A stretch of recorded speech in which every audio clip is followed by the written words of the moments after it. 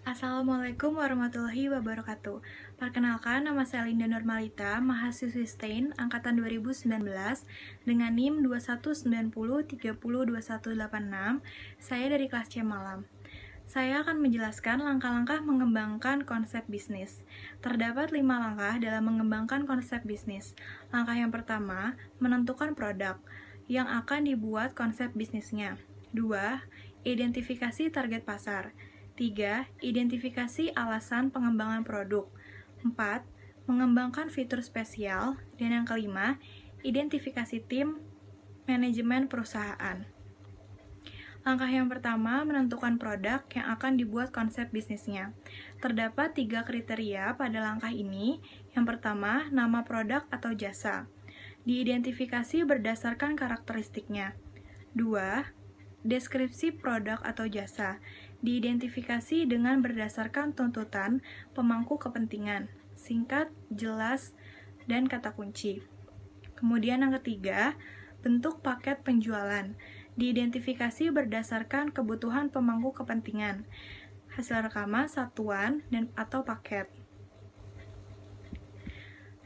Yang kedua, identifikasi target pasar. Terdapat 2 kriteria. Yang pertama, target pengguna atau klien.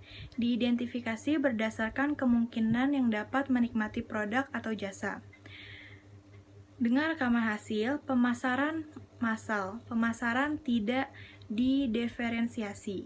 2. Pemasaran tersegmentasi. Pemasaran yang dibedakan. 3. Pemasaran terkonsentrasi atau pemasaran khusus. Dan yang keempat, pemasaran mikro.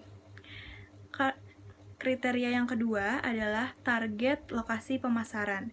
Diidentifikasi berdasarkan geografi dan demografi. Yang pertama, distrik atau kabupaten, provinsi, nasional, atau internasional. Langkah selanjutnya, langkah yang ketiga adalah identifikasi alasan pengembangan produk atau manfaat produk atau layanan. Terdapat 2 kriteria. Kriteria yang pertama, kesenjangan produk atau jasa. Diidentifikasi berdasarkan hasil survei dan analisa. Terdapat 3 hasil rekaman, yaitu pasokan, akses, dan kualitas. Kriteria yang kedua, peluang pasar. Diidentifikasi berdasarkan hasil survei dan analisa, yaitu penetrasi pasar, yaitu menjual lebih banyak produk di pasar yang ada. 2. Pengembangan pasar, menjual produk yang ada di pasar baru, baik segmen geografis atau baru. 3. Pengembangan produk, yaitu menjual produk baru di pasar yang sudah ada.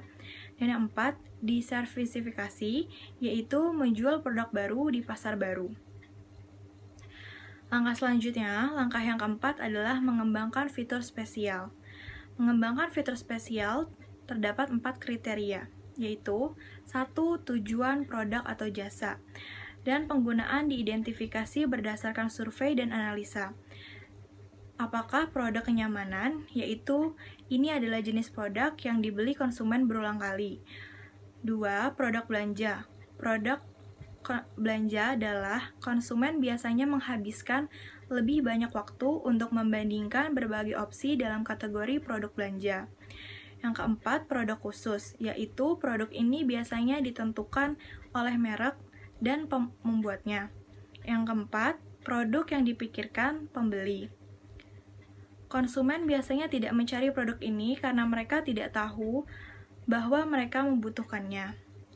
Kemudian, kriteria yang kedua, fitur-fitur utama yang ditawarkan diidentifikasi berdasarkan analisa dan penggunaan, yaitu janji, posisi, ciri-ciri kepribadian, cerita, dan asosiasi. Yang selanjutnya, yang ketiga, manfaat produk atau jasa.